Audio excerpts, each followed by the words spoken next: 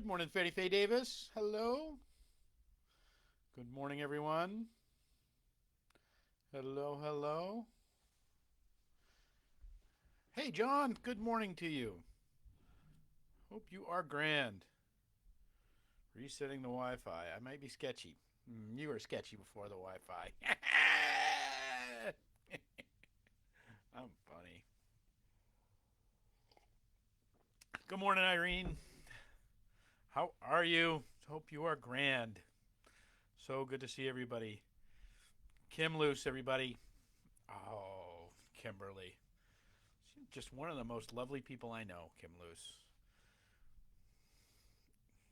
Hey, it's Mrs. Stinson. How are you? Set myself up for that one. Good morning, everybody. Hope you're having a great day. Hope you are well. You're finding some joy in this season. I hope that the way that you're walking this out, though it might feel a little different than seasons of old and seasons of the past, but it might still be sweet. Oh, well, it's only, I say it only because it's true. How is everybody? So good to see you here. I miss you over the weekend. That we don't have our little confab, our little coffee clutch. So good morning. So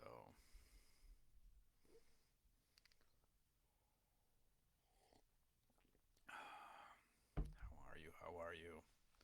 Good to see everybody coming in. A few more folks coming in, and we'll get going. It has been we have had a storm and coldness and all of the things. It's Alyssa has made a full recovery from COVID. Oh, that is great news. I'm so glad she is well. That is really good news. So that um, it is a nasty bug for sure. That so glad. 24 years young. It's good to be young. Yep. So good morning, everybody. We're here. So fun.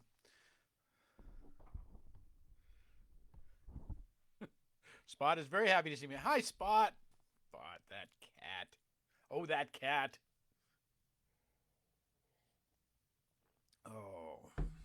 So, good morning, everyone. We are we are on our way. It is this last week of Advent, this last week of as we approach Christmas, and we come to this time. So I'm so glad that each one of you are here and we're journeying together. And whether you're live with us or you're catching us later, know that you're part of this community. Know that you are not isolated, you are not alone, that you are right here with us, present right now. I've been so grateful for so many of the gifts. So one of the fun things about being pastor is sometimes you get gifts around holidays. It's kind of a cool thing. I've gotten some great gifts from our and so I'm really grateful for those. That's been a real kindness. So so I want to thank people, but some of the people I've gotten from that are just in this community, that are just in our little gathering here, and those have actually been really super touching. That this our little community here has been enough for you to feel like you wanted to share some Christmas joy with me. So Karen, thank you for that. That was really sweet, and I'm ever grateful for all of those who have kind of reached out in this time. I just want to, as we begin our time this morning, just to remind you that if you're here and you're hearing my voice, you're part of a community. You're not, you might be feeling alone, or you might be feeling cut off, or you might be feeling displaced from all these things. And I'm not denying those feeling states. They are true and real. And we're going to talk more about that in a minute. But I want you to know that, and that maybe you can go from kind of knowing it here to knowing it here a little bit, but that you're part of this. You're part of this. You're part of this church. You're a part of this ministry. You're a part of this world. You're a part of this community. And there are people right here and right now who would seek to reach out and care for you in any way that they could. So, good morning, Donna. How are you? Great to see you this morning. So glad you're here. So it is the 22nd day, the first full day of winter, the 22nd day of December at 11:11, and I am proud that you're all with us. And this morning I want to talk about, since it is the shortest day, I want to spend a moment talking about the shortest verse in Bible. Does anybody know? Anybody want to put in the chat? Anybody want to take a guess?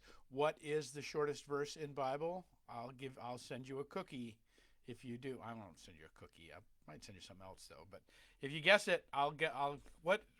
Anybody know? Anybody know the shortest verse in Bible? That the days are getting longer.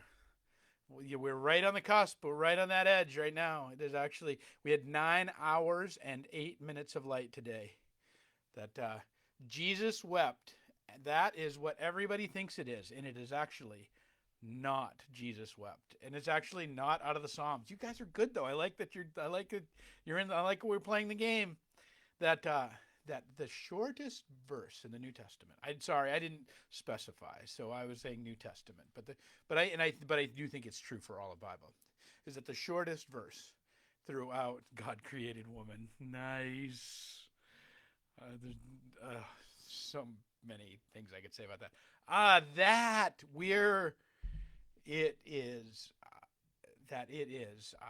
We think it is Jesus wept. Jesus wept is this phrase that has in Greek, which is what we kind of measure these things by. It is 16 letters, and from John 11 verse 35, Jesus wept. My Greek pronunciation is horrible, but it's Edikrision eos, which is this journeying of the Jesus wept. And I always think that's interesting because the actual shortest verse is actually 14 letters.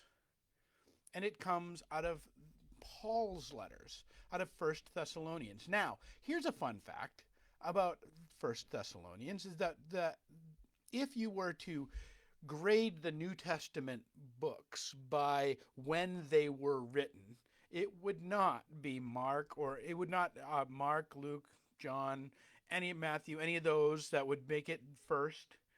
The first known written down text that we have is actually Paul's letter to the church in Thessaloniki. So not only is it the shortest verse, but in some ways it is the very first of verses of what we have of the Christian Testament. And it comes from the 5th chapter. And I'm going to read you the whole text, and so that you can hear it in its context, and then we'll talk about it for a second. Because what I think is the way it interplays with not only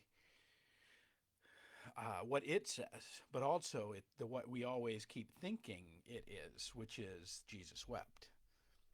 On one of the very shortest days of the year, this short time of light, we can look to this notion of Jesus weeping, or we can look to this notion of Paul's last instructions to the church in Thessaloniki. And he says it this: "Now we ask you, brothers and sisters, to acknowledge those who work hard among you, who care for you in the Lord, and who admonish you.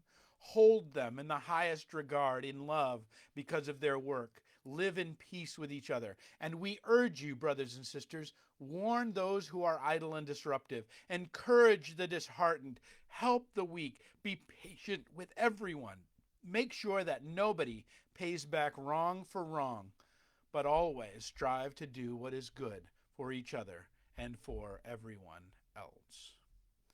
Rejoice always, pray continually, give thanks in all circumstances, for this is God's will for you in Christ Jesus. Pentote kairete, pentote kairete. Rejoice always is the shortest verse in the New Testament. Rejoice always. There is something about us that has put into our zeitgeist that the shortest verse is Jesus wept. Maybe those are the shortest verse of Jesus' words, but of the New Testament, of the instruction of how to be church, what the shortest verse, the 14 letters of Pentote Kairete, is rejoice always. This week, this month, one of our mission folks, our mission chair, Deb Voterna, has done an incredible job of just lining up opportunities for service. Every week, we've had some kind of opportunity to kind of get out and care for each other. That these words to kind of bring to life these words of Paul from Thessaloniki, acknowledge those who work hard among you and care for you in the Lord, and so like that because what has happened is, and I'm going to keep posting these throughout the week. Yesterday I posted some of the pictures from our caroling on Sunday, and today I'll post some pictures about our mission work to prepare stockings for one of the children's homes in town. And tomorrow we'll have some more stuff. But I want to bring out the fact that if you look at these pictures, and a lot of the people are wearing face diapers, but the fact that in this we know that there is rejoicing in this work. People aren't doing it like stupid.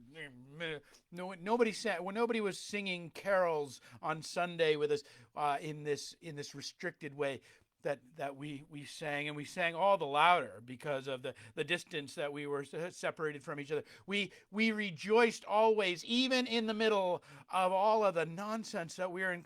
And I call it nonsense, not because it is unimportant or not because it should be dismissed, because it is literally not. It is literally interrupting our ability to make order of our world. And that when we do that, this injunction, this shortest verse, to rejoice always, is the counterpoint to the other short verse that Jesus wept. I have a friend of mine, Mark, who is in Jerusalem. He and I were in the army together, and he's lived in Jerusalem for a couple of years now. Just as his own journey, he could live anywhere he wanted, and he wanted to live in Jerusalem, and he's lived there, and it's been an incredible journey for him spiritually. He's a practicing Catholic, and he's been in that. But just today, just before I was on this very morning, as I was getting ready, he put a post, and I wanted to because it was so beautiful. I wanted to share it with you. So the thought for the day: I went and prayed at the Holy Sepulchre in the tomb of Jesus. It was very spiritual. It is always beautiful. But today, no people. Usually there are thousands. Today, no people. Walked into the tomb where there was a priest there, and I did my prayers, and I lit my candles, and I wept my eyes. You see, when we weep, we do weep in the place of Jesus. When our heart breaks with the Creator. Not that God's sad with us, but God knows the experience of sadness, because this is the power. This is the difference between all other traditions in the world, all other Muslim, Hindu, anybody else. The claim that God came into the world to be as we are. God came into the world to be as we are. And on these shortest of days and the weeping, what overcame my friend Mark was his grief about the loss of his father some years ago. And in his ability to hold his grief and to let it go in that sacred place, he also then got to revisit his dad, revisit the beauty and the power and the complicated nature of every boy and father's relationship, and yet to release it all and to offer it up in the service of the one who came into the world with us on this week, to be as we are.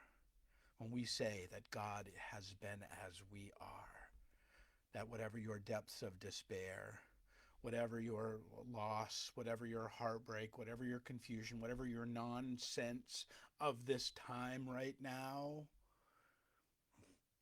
in the shortest, most perfect of answers, yes, Jesus wept. Yes, there is grief in these days. But the invitation is to rejoice always. The invitation is to be a part of this grand choir of angels that bore witness to a little child born so long ago, to bear witness in the hand and being the hands and the feet of Christ Jesus in this world as we go about in our doing and our being, and to offer love, and in it, in our offering and in our, we find sense, that the nonsense becomes order, becomes rejoicing, and that allows us to turn our hearts to rejoice always. Friends, my invitation to you on this, one of the shortest of days, the 9 hours and 8 minutes. I actually think this is actually one of the although the solstice was yesterday, this is actually, in if not the shortest, it is very, very close, within seconds of the darkest and shortest of days of our being. And I invite you, with the words of Paul, to a little church that was in a place of darkness. Rejoice always. Jesus will have wept, and we will weep too. But that does not mean that in the true and most perfect of answers, we can and will and continue to rejoice with the one who made us. All right, friends, that's my hope for you today, that you'll find your way into this grace of this time, that we might find our ways to rejoice even in the darkest of hours, that in our workings and in our doings and our beings, Jesus has been as we are, and that it has redeemed it all. All right, friends, we will see you tomorrow. Peace and grace to you all.